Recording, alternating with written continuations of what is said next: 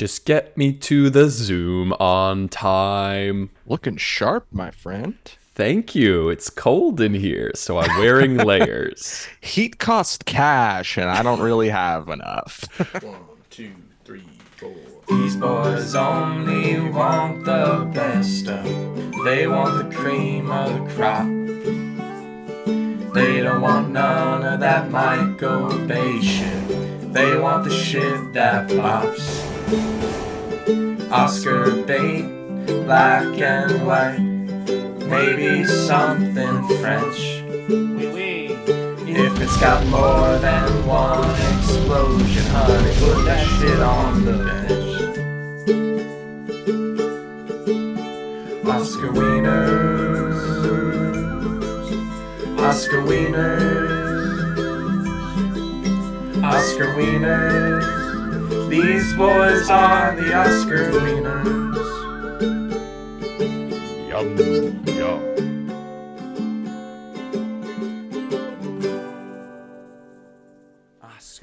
Welcome, the Oscar Wieners, the only show on the internet where Hollywood's biggest night can't afford to live and is getting old, and Oh, the podcast's body hurts, and the podcast's but the podcast can't kind of retire until early to mid 60s at best, till that Social Security kicks in, until that Medicare kicks in, until oh no. I'm getting sad. yeah. So, and even then the benefits might not be that good, so in the end the podcast might be kind of shit out of luck, because the country isn't built to keep you alive even though you work for it your whole fucking life. Ouch. Looks like the podcast is going on the road. The podcast, in an effort to cut costs and to have a little bit of freedom in this fucking shithole, This the podcast bought a is taking- van. It's the podcast bought a van about it. We're going to Omaha. We're going to Austin. We're going to Salt Lake City. We're going to Oklahoma City. Every one of those places. Tulsa, we're going to fucking Chives, Indiana. Boise. We're going is to here. Boise for the boys, baby. I'm Ford Econoline. Nice. And I'm Vanguard. Nice. No, I'm Michael. I'm Ander. Pleasure to meet you. And this is a podcast where every week we pick a Best Picture winner at random and try to figure out if it's Best Picture worthy. And this week we're of course talking about the 2021 Best Picture winner, Nomadland. Michael O'Brien, you spoil me too much. 2 masterpieces back-to-back weeks. Hell yeah. Hell yeah, dude. Christmas came early. Directed by Chloe Zhao. The first woman of color to win Best Director, because we live in a just society that is good and equitable for everyone. Still, no, shout it's out to bad. Chloe. Yeah, That's shout out bad. to Chloe. Starring Frances McDormand, a great performance. She won Yeah. Best Actress for it. It should have gone to Vanguard, frankly, but Yeah, The Van was not nominated, and that's kind of a problem. that's a snub. That's a snub.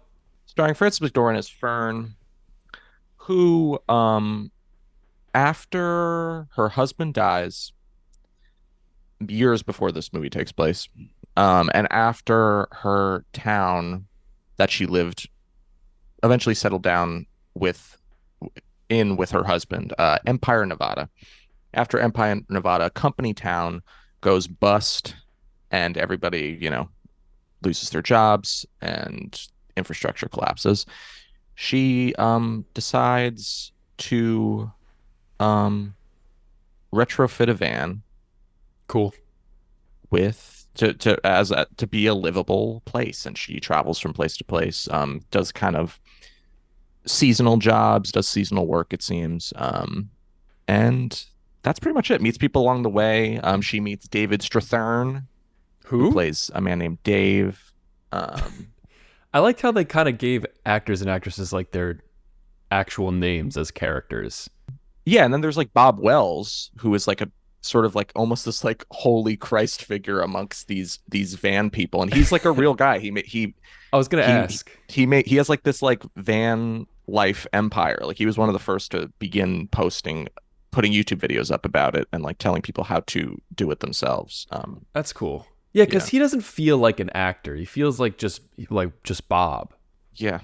I mean, I think some people have problems with like the ethicality of like filming real people and like how much, I don't know how much they get paid or if they're paid at all to be in this movie. I don't know how that works. Bob That's a demands different top dollar. that's a different conversation, but I will say Bob, like there are so many profoundly beautiful moments with like these real people who like I have to believe are telling their real stories. And if not, it felt real. Yeah. Andrew, Hi. do you have a reduced demand for sheetrock or Yeah, come to think of it, I haven't needed sheetrock in the last like several months. that's what I'm saying. I guess the No, times are changing. times are changing. It's getting rough out there. What is your I remember you texting me that you saw this movie back in 2020 or 2021. What is your second time seeing it, or just walk me through your experience of Nomadland? Yeah, so this is a rare rewatch for me. I saw it in theaters, believe it or not. It was like when movie theaters first opened back up, I was like, You were wearing 15 masks. yeah, and I was just like itching for somewhere to go or to be or to Yeah. exist that wasn't my apartment. So I took advantage of that. There was literally not a single soul in the movie theater. It's just me. So I guess private screening. And it was I think it was an experience I think I'll carry with me for the rest of my life. Like, not to be over dramatic, but it really was. I remember watching it, like being moved to tears in the movie theater. It is a dine-in theater, so like there's wait staff, and the waitress like came in and was like, "Are you good?" I was like, "Yeah, I'm fine. Just a water, please, Can I get a malt? and a vaccination." Do you have Pfizer? Do you have Pfizer or Moderna? And is cash I'll take okay? Johnson and Johnson at this point. Fuck it, dude. Yeah, that was my experience. I loved it. I loved every minute of it. I remember I remember it filling me with this sense of wanderlust that I had, that was like so deep, like buried deep down, because like you kind of had to repress those things during the Pandeezy, because otherwise, because you're stuck, you can't go anywhere anyway. But like this really just unleashed that, and I was like, damn, I really want to just go and see something, Totally. What was your? Did you have the same experience this time? Was it like revisiting an old friend? It really was. I cried again. Where's the part that you cry? It's without a doubt the swallows, when Swanky tells her story. Yeah, I wrote that It's down. just so profoundly beautiful. And then she talks about, actually, I don't know if it's her, it might be somebody else.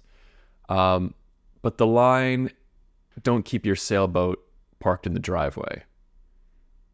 I think it was Swanky, because her husband or somebody that she was close to passed without getting to take their sailboat out. Like they finally just retired and then they died. And it's like, oh shit, you got to take advantage of life's moments, because this building might collapse, baby. Yeah. And it's a powerful reminder of that. And I think, that sentiment carries throughout the movie, and it speaks to me a lot personally. Totally. That's great. I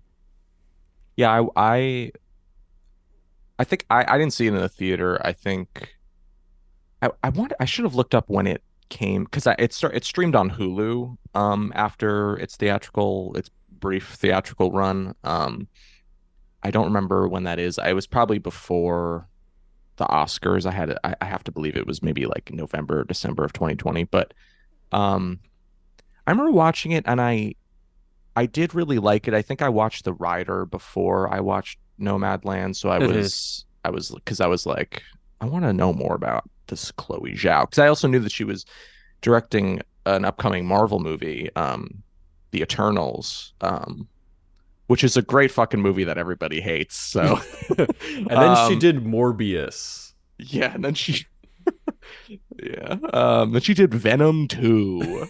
The Venoming.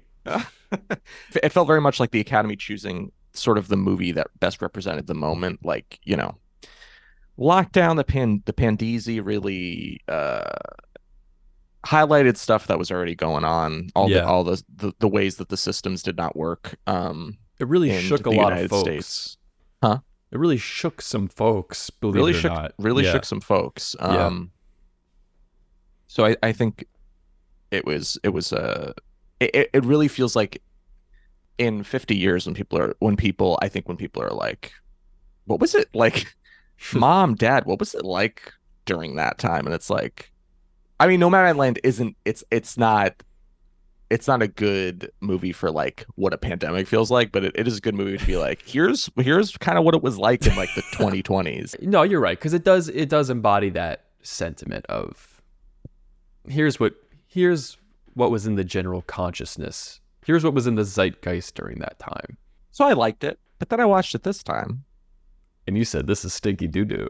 and I think this movie's great. Oh, okay, good. Cool. I think this movie is really, really great. Oh, awesome. I think also sort of the reputation of this movie since in the last 3 years since it came out has sort of like, I do feel like people are a little bit like, oh, that one Best Picture? Why? Like the reputation is a little bit soft, soured on Nomadland. Interesting. Is the vibe I get. So I was expecting to be like, God, am I not going to like this movie? Because I do really want to like it, and I think it's great, and I think people should chill out. Chill out. That's all I have to say. So I guess podcast kaput. See you next week. Next week we're talking about If Only There Were Doves, a self-released Christian film by Kirk Cameron. God, I can't wait. See you in Salt Lake City. Yeah, I don't know. It's just I was thinking the same thing. Like I was a little bit tentative because now I'm looking at this thing with a critical lens. I gotta I'm looking at it again and I'm like, am I gonna like it as much as I remember I liked it? But yeah, I'm with you. I liked it perhaps even more so. It's really a beautiful piece. There's a lot of great juxtaposition between beautiful natural landscapes and also it'll show like a landscape of a desert and then smash cut to Amazon and it's like, ooh, that feels like a gut punch. It's I really love what it did visually. All the characters are so fully realized and yet they don't speak much. There's not a lot of dialogue, but like you really understand the essence of who these people are, and I think that's so, one, hard to do, and two, so valuable, at least to me personally. Like I just love characters. Like let me know this person. Give me something personal about them. And like we're in, especially Fern's life, even if she doesn't say a lot, like it's a lot of just her, especially in the beginning. She's kind of just like hanging around her van. Gets diarrhea. But like you see like those small things, like she's drying her underwear out, that it makes it so personal so quickly. Like this movie is not that long either. And those little tricks I think really cut to the core of like, I feel like I know this person. I love the moments when Fern is just kind of sitting by herself and just like seemingly staring into space, or like while doing something sort of mundane. Like the moment that comes to mind is, I guess she's parked illegally like at this gas station or something, and she's eating like fried chicken, like kind of in the dark. It's getting dark outside. And you see this man coming up to her window, and like she's sort of just staring into space, biting on some chicken, and then like she like sees him, she's like, oh, and she like startles, and then like he knocks and he's like, you can't park here. She's like, I'm leaving. Yeah. Well, it felt very human. It felt very like, that's how I would react if I was just like peacefully eating chicken and some guy's like, you have to get the fuck out. Walmart parking lots, ladies and gentlemen. Do they still allow you to park there, Walmarts? I think so. I think you can park there like for however long, which is a nice thing that an otherwise bad company does. No. Let it be clear that we support Walmart in everything that they do and their presence in the economic landscape. We support that. I support the workers of Walmart. I just think the company as a whole fucking sucks. Empire, Nevada. That's a real place? I want to say no. I think it's probably Oh. so. This movie is based on. It was written and directed by, or is adapted, I guess, technically by Chloe Zhao. But it's based on a nonfiction book where this journalist interviewed. I think it like after the recession, like 2010, like when this movie takes place, 2010 to 2012 ish era. Um, she interviewed like a lot of these like older van lifers who also tended to be older and like had lost their jobs and were trying to survive in the American landscape. Was it actually a sheetrock town? I don't know. Because I think this is a very common story though. There's like there's like a company town who like is mining something or producing something, and then it's like, oh, it's actually cheaper to do it somewhere else, so we're just gonna take these jobs away from people. Right. But like I wonder if it would be even more complicated if you chose something more politicized. Like I found it interesting that you chose sheetrock. I'm constantly forgetting. Is it sheetrock? Yeah. I find it interesting that Chloe Zhao chose sheetrock instead of like a coal mining town or an oil drilling town.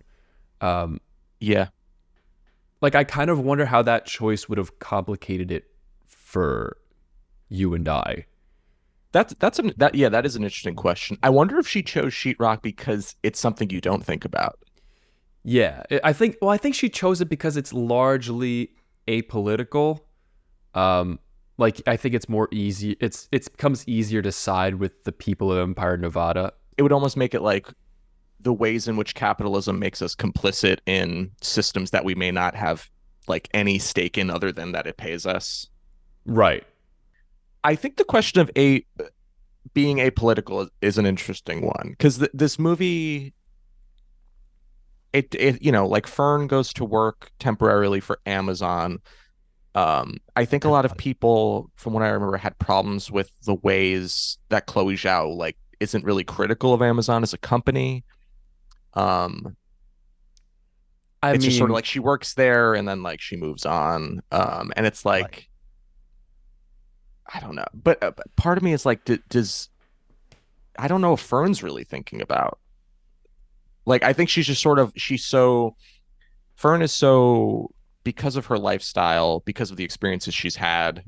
She's so it seems like she's so focused on like I'm just doing what I can to get by. I don't really have time to think about like the ramifications of an Amazon run world. Totally. Like I just have to fucking get the money. Yeah, like I don't like maybe she's not explicitly critical of Amazon, but I think it's implied. I think there's a lot of irony in the fact that Fern has to go and work for this huge corporation, even though it's something that wouldn't match her ethos normally. Right. There is something also inherently political in just seeing like Frances McDormand, who is an older woman, just walking around this fucking Amazon facility, and you're just like, this something doesn't jibe here. What do you think about making her old? Like, I think it's good. Yeah, me too. Well, because like they could have like Into the Wild is another movie that's like almost a sister movie to this one that I also really like. But that movie follows a young kid. It's a different vibe. The difference though too is that guy, I forget his name. Chris McCandless. Right. Listen, it's sad that he passed away. Wow. Tread lightly. But he was like this privileged kid who's like didn't really have any idea what he was doing, and it was like, I don't know. Like Fern didn't really have a choice over her circumstances necessarily. I disagree. Because I don't feel bad for Fern. Well, neither do I. Right. Like he's making it work. She faces adversity, but like it takes her courage, and sense of like wanting to move on that she sets out onto this van. It's not as much, obviously she is facing financial hard times, but I think it's not as much that as it is she's trying to seek something within herself. By the end of the movie, I was like, I forgot, or honestly, I don't even know if it registered the first time I saw it. Like, which I don't know why, because it seems so obvious. But like the movie is very much about like grief. Yeah. It is difficult to grieve in a country whose only interest in a person is what they is the service they or the time they can give to a workplace. Right. Their And piece it's within like, a capitalist structure. right. And I think it's like, well, now that Fern has some freedom to actually, despite not having a lot of money, despite to some people not having a lot of like anything, like is sort of on the lower economic rung of the ladder. Like she Mhm. has a lot of freedom though to just sort of like think and Yeah. a luxury that she maybe didn't have before. I like to think of it as the same line of thinking that she had when she left home in the first place. And she married Oh, Bo, pretty right. quickly into the relationship. I almost think she's trying to recapture a sense of adventure, and just rediscover life, late on in life. And she meets a lot of characters along the way who are also later on in years that are trying to rediscover life and absorb everything that they can.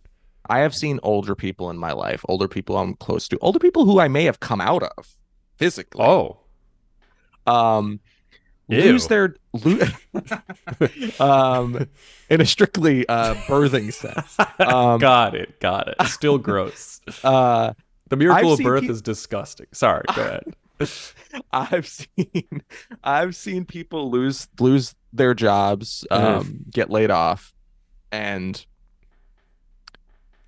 because of their Machiavelli. age, because of their lack Machiavelli. of certain education that isn't really necessary to do many jobs. Like I don't really understand the obsession with fucking college education. Not that it's not good. I think college education, it's good to be educated, I guess, and learn things. You can be I just educated don't. without having gone to college. Right. And I Right. don't. Yeah, the necessity of like a paper to be like, oh, you can type this shit into a computer. I've seen how age prevents people from being seen as valuable to other people. Right. And I think in the book, a lot of the people on the road. I mean, there's lots of young people on the road, but a lot of them were older and had lost their jobs. Uh, because the systems decided they weren't worth investing in anymore. And it's like, okay, well, I guess I have to fucking try and make it work. And also, I think making, in a narrative sense, making a lot of these characters older, or a lot of these people older, is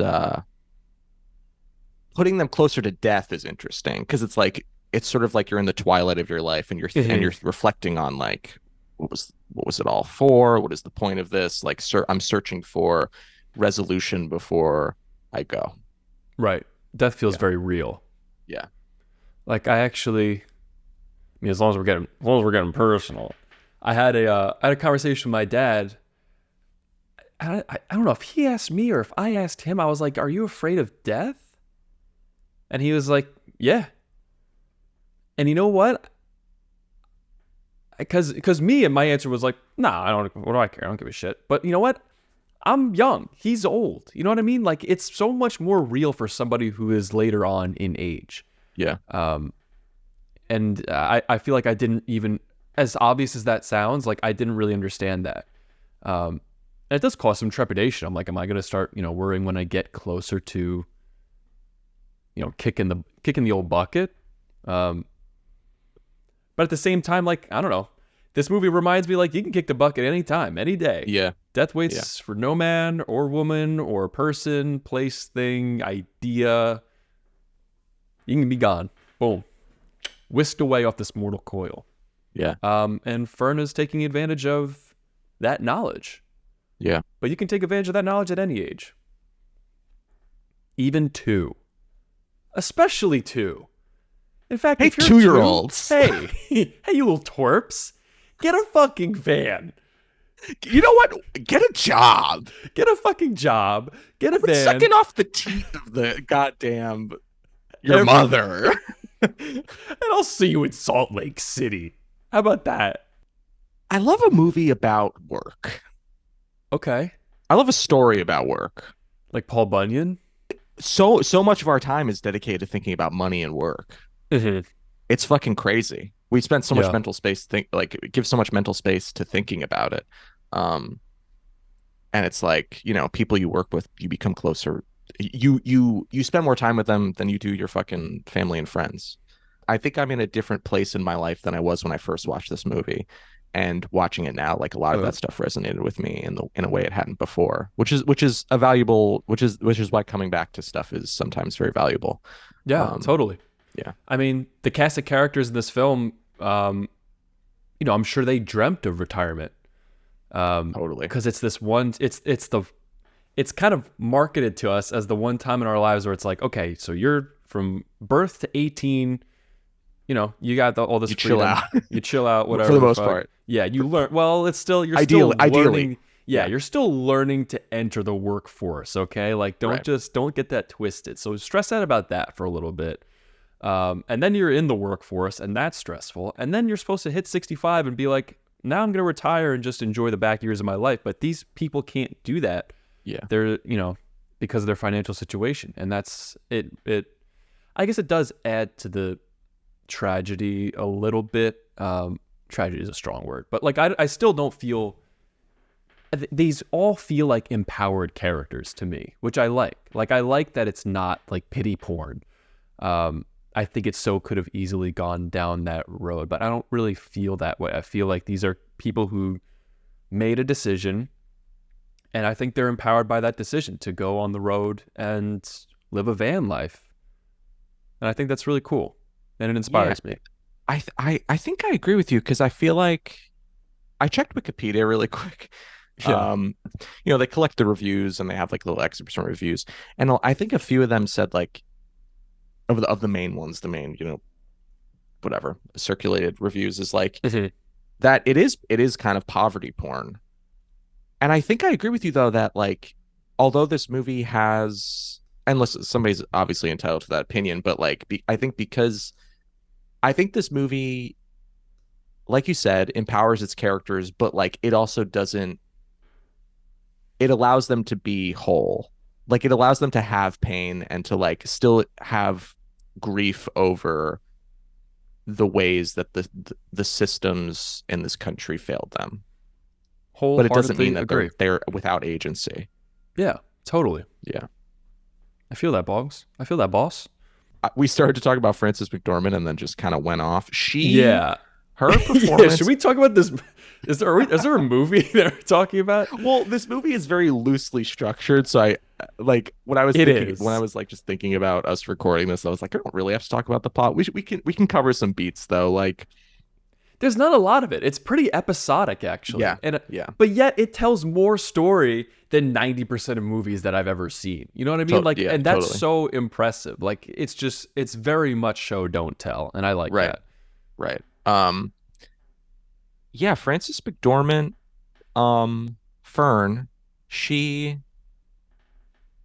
I feel like I just like have been around like I've worked alongside so many people like her. She's like,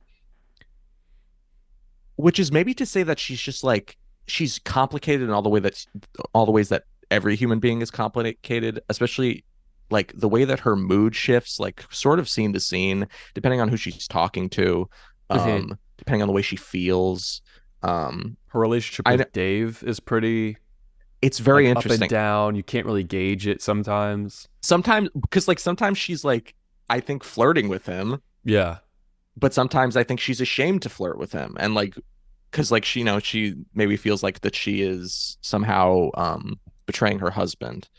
I don't know if she's ashamed, though. I think she feels.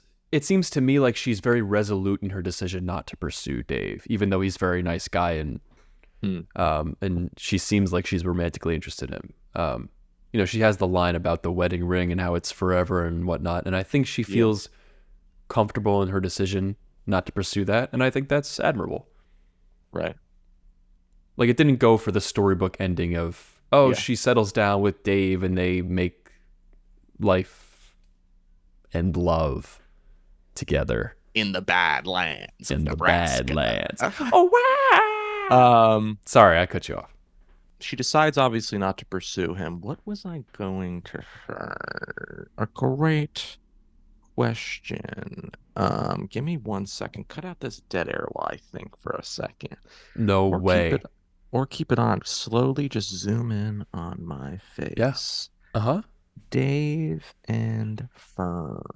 Yeah, we're getting Fern close. and Yeah, Dave. we're getting right up in Uh, there. I think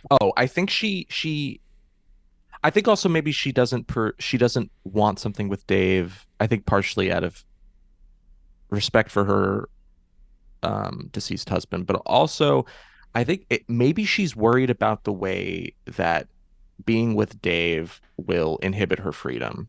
Um, Yeah, and because like there's two sequences where Fern is in a house and it stresses her out so much. yeah. Where she's got to Once go back and sleep in the van.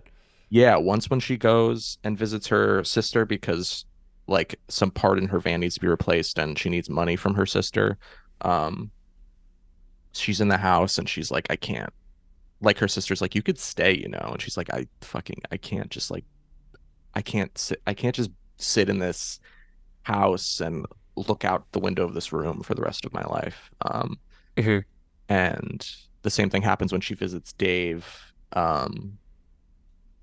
who's staying with his son, who's just had a baby with his wife. Um, But in and like those, Fern is like, I can't. Dave's like, you could stay here. She's like, I can't. I can't stay here. yeah, and I think in those two scenes, you really see almost for the first time like what it is that she's giving up by embarking on this lifestyle. Safety, comfort, maybe happiness. Who knows? Hopefully, she knows, for herself what would make her happiest. But um, it shows you Dave has kind of figured it out for Dave. He reconnected with his family. Her sister, she talks to her about, I really wish I had you in my life more. Um, and you kind of wonder like maybe she should go down that road, but to her credit, she stays with her decision and sticks with her life of going on the road, and I respect that. Yeah, I think also her freedom is tied up in her unresolved grief too. Like I Mm, think she needs.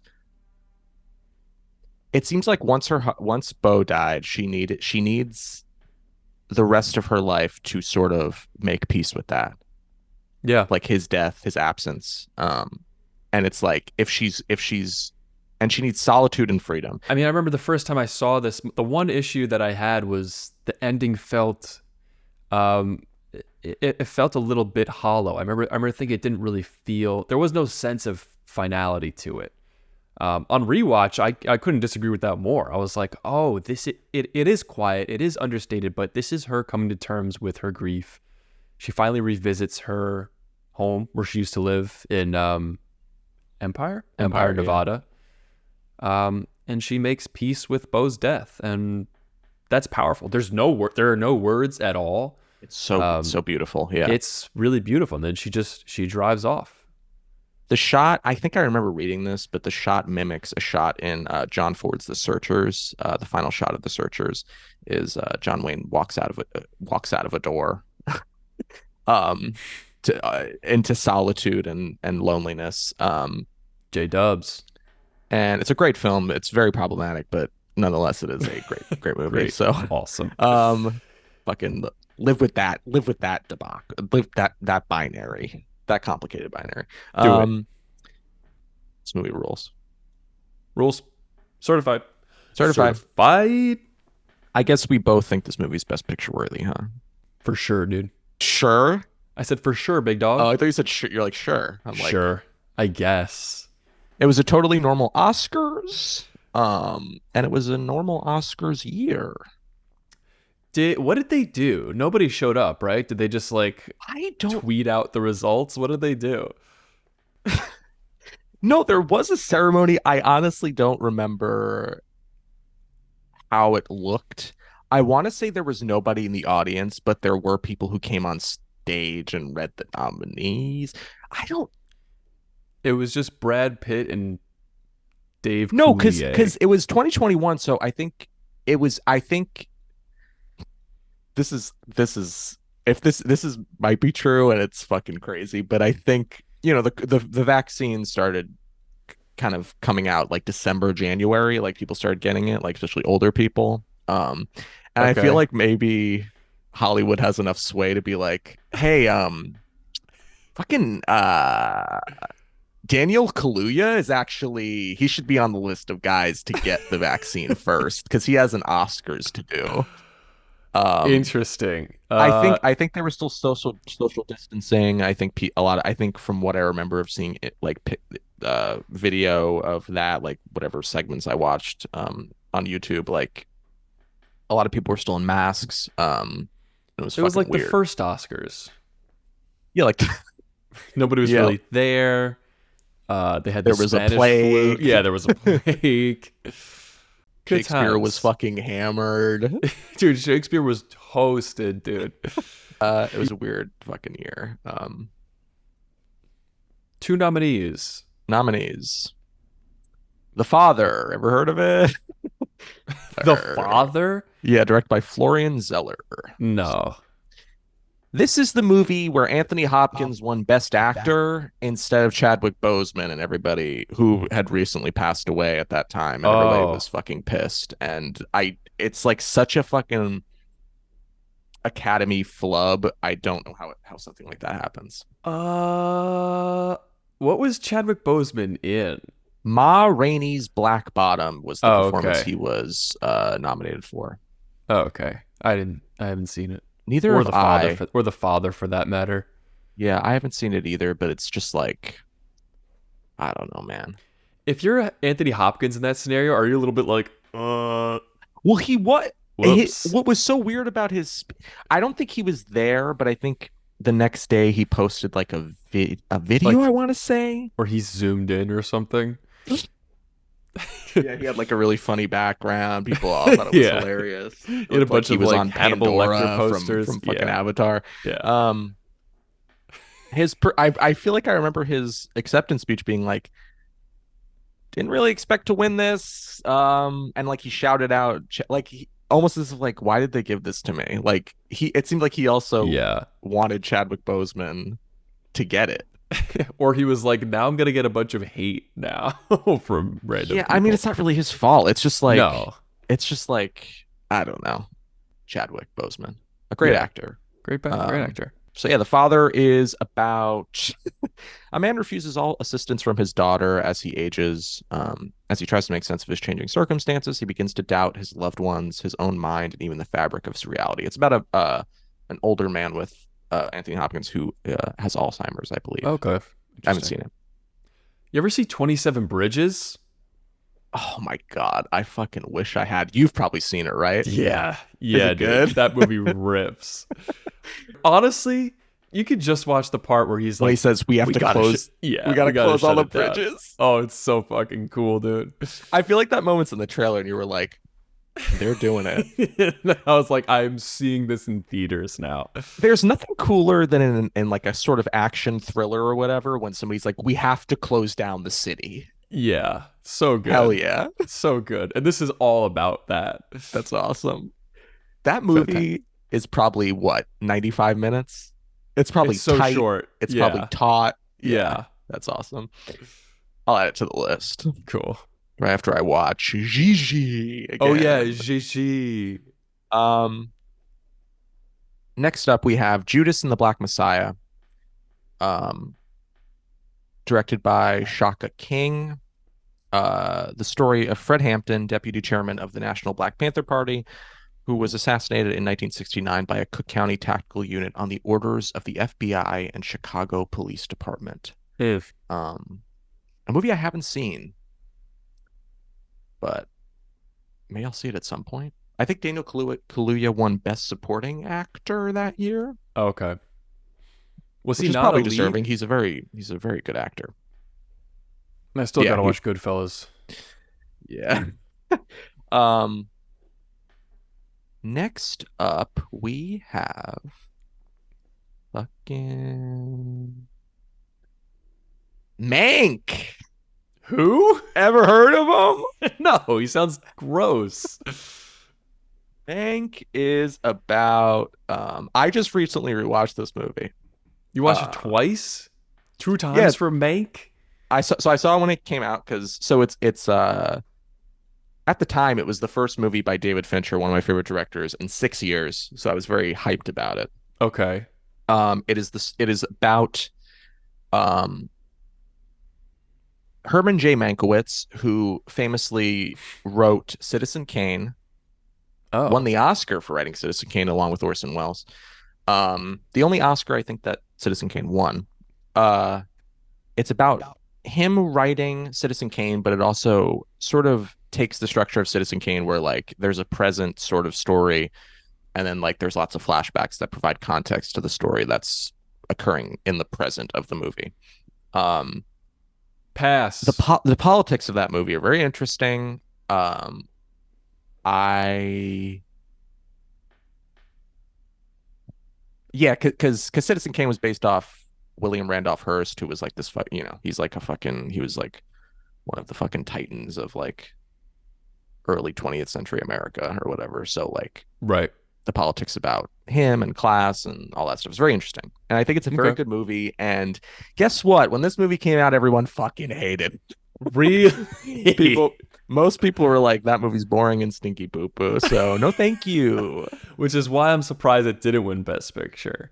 I think I it won best cinematography, which is cool. It does look pretty good.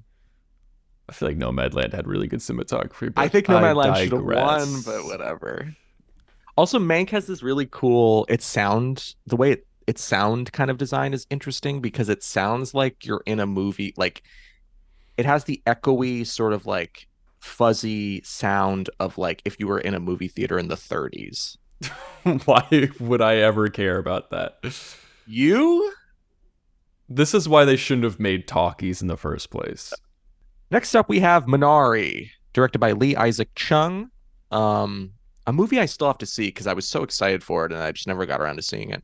It's almost like in 2020, I didn't watch a lot of the Best Picture nominees because there was a lot of shit going on. Yeah, general panic and disorder. I thought if I opened the window, I would fucking die. All right. I thought my dog was gonna give me COVID-19 on purpose. So no, I didn't see Minari. Sorry, Lee. I didn't have time. No, I hear this movie fucking bangs and I really want to see it. It's 1980s and David, a 7-year-old Korean American boy, is faced with new surroundings and a different way of life when his father, Jacob, moves their family from the West Coast to rural Arkansas.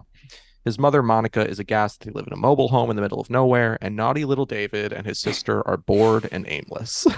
Naughty When his little equally David. mischievous grandmother arrives from Korea to live with them, her unfamiliar ways arouse David's curiosity. Meanwhile, Jacob, hell-bent on creating a farm on untapped soil, throws their finances, his marriage, and the stability of the family into jeopardy. Wait, so he makes a farm? Yeah, they moved to Arkansas, and the dad is like, I'm gonna be a farmer, and it's like, I don't think this is a good idea, King. I hate to tell you. Good luck with that, Minari. Next up, we have a promising young woman. Ever heard of her? What's her name? Don't know. Ah. Her name is Cassandra. Cassandra. She's a promising young woman. A young woman haunted by a tragedy in her past takes revenge on the predatory men unlucky enough to cross her path. An emerald fennel joint.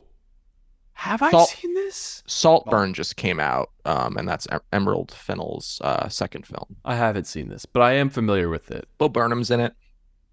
He plays a little stinky Yeah, poo-poo boy he from what I is. hear. That's right. He's a stinky poo-poo boy. Yeah. I haven't seen it though. Give it like a star rating just cuz. I'm gonna say 3. That's fine. Yeah, I don't know. That's pretty good. Good Sure. job, promising young woman. Yeah, nice job. Next up, another movie I fucking should see. Directed by Darius Martyr, we have Sound of Metal. Oh, I have seen this. You saw Sound of Metal? I saw Sound of Metal, and I heard Sound of Metal too. Did it fucking rip? Yeah, good movie. Yeah, I hear it's really good. It's really unique. It's told from a very unique perspective of he's a metal drummer and he is losing his hearing and he kind of settles in with this community of deaf people and he kind of just learns to deal with his newfound obstacle. Yeah, it's that's really really interesting. It ends really not bizarrely. I'm not gonna say anything more. He goes to space, if you can believe it. Yeah, he goes to fucking Mars, and then he can hear again. It's wild. Yeah, go see Sound of Metal. That was a good movie. I heard an interview recently where Dave Grohl was like, "Yeah, I can like barely hear out of my left ear." I'm like, "That's fucking crazy." I believe that though. The dude plays In Nirvana, arenas, and then he played Foo Fighters. Yeah. Two of the heaviest goddamn rockers you ever saw. Yeah, but oddly enough, he lost his hearing in a fucking baseball incident. Yeah, hit his ear and ruptured his drum. Finally, and certainly least, Okay. a film I have seen. Here's The Trial of the Chicago 7, written and directed by Aaron Sorkin. No good. What was supposed to be a peaceful protest turned into a violent clash with the police. What followed was one of the most notorious trials in history. I saw this movie. It's a Netflix movie. Yeah. Saw it on Netflix. I am such a sucker. It's almost embarrassing for stuff that like Okay. is aligned with me that I'm aligned with politically. Yeah. Where I'm like, oh my, I'll be moved by shit Yeah. that maybe doesn't deserve it. You're like, I got to get my teeth into this. Yeah. Yeah. And I think this is a case of that where I'm like, especially in 2020, a year fraught with not only a pandemic, but fucking just like so much hideous police violence. Terrible. That the movie really worked on me, almost embarrassingly so, because I was just like, I don't know. But So in retrospect, I'm like, I don't think that movie's good. So do you think it's it like took a little bit advantage of silly. you as an audience member who's sensitive to these topics at this time? I guess I don't even know if it took advantage. It's more just like it's such a surface level It didn't dig deep enough. exploration of those things. Okay. It's sort of like Baby's first SJW movie, Right. or something.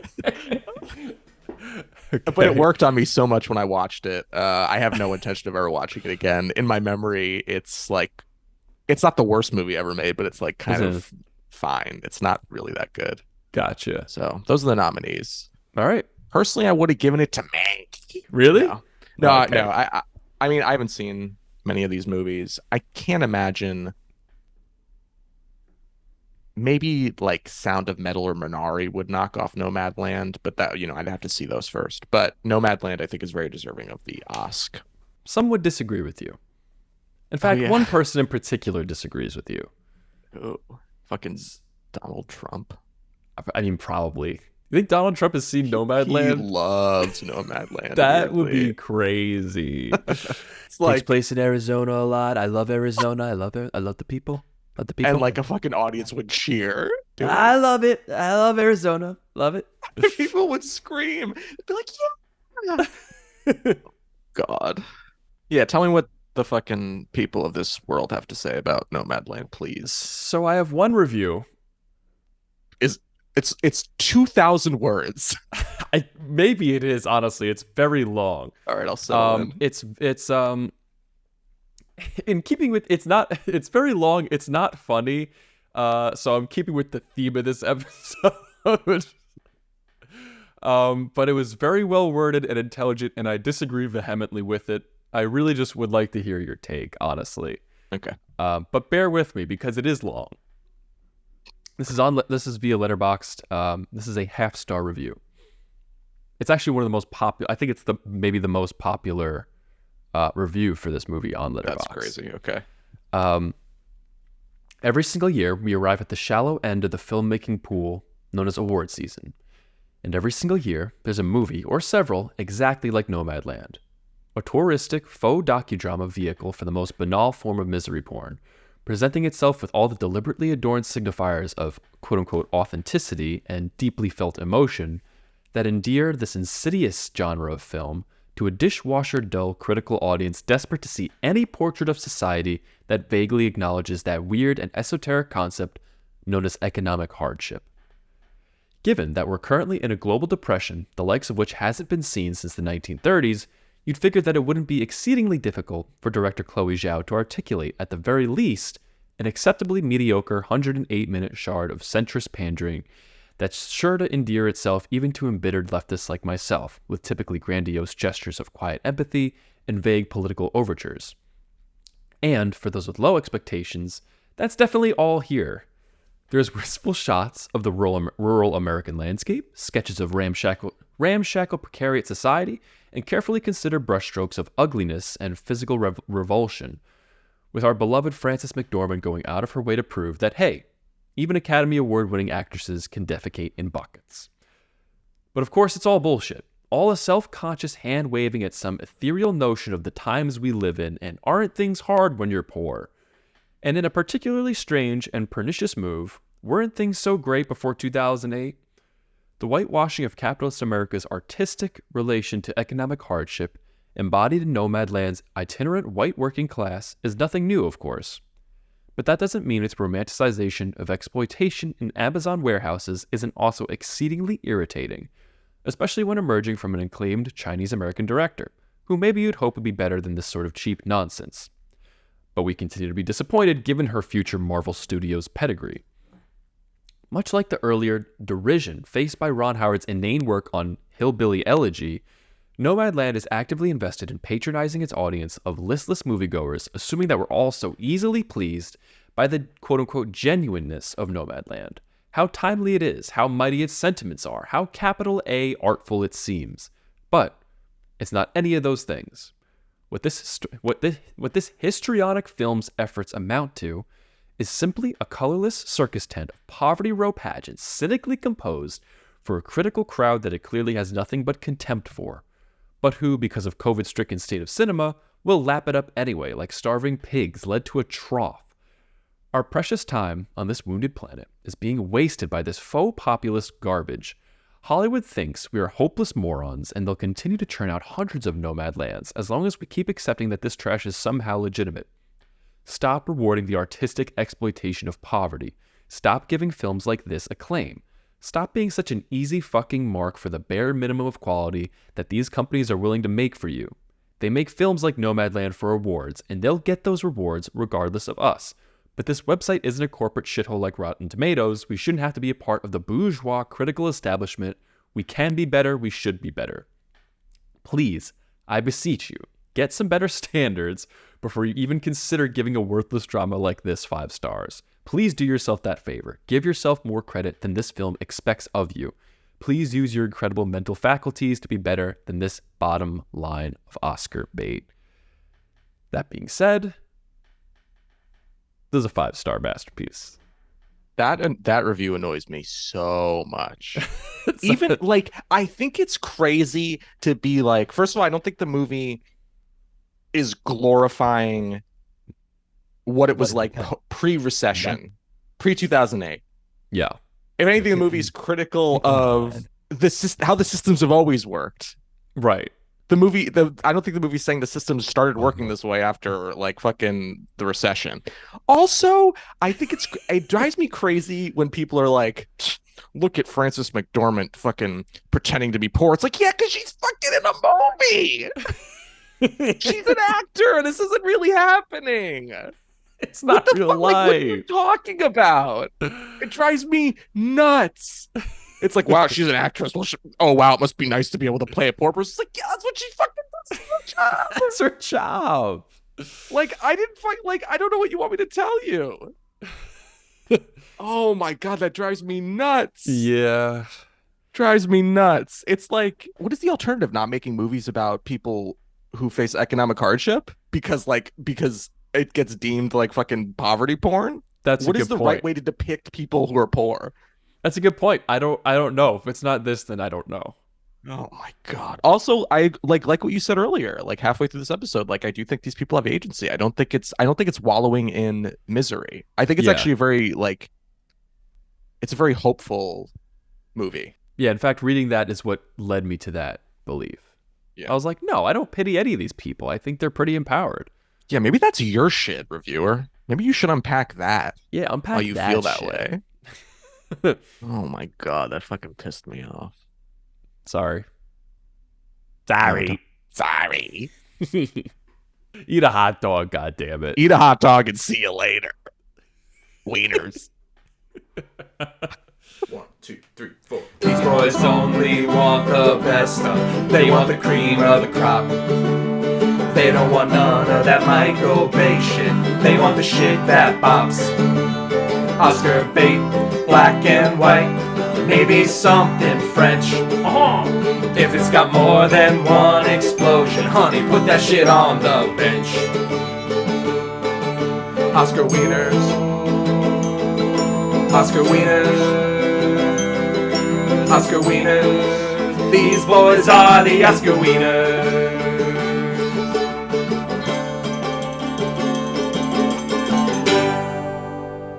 Oscar Wieners.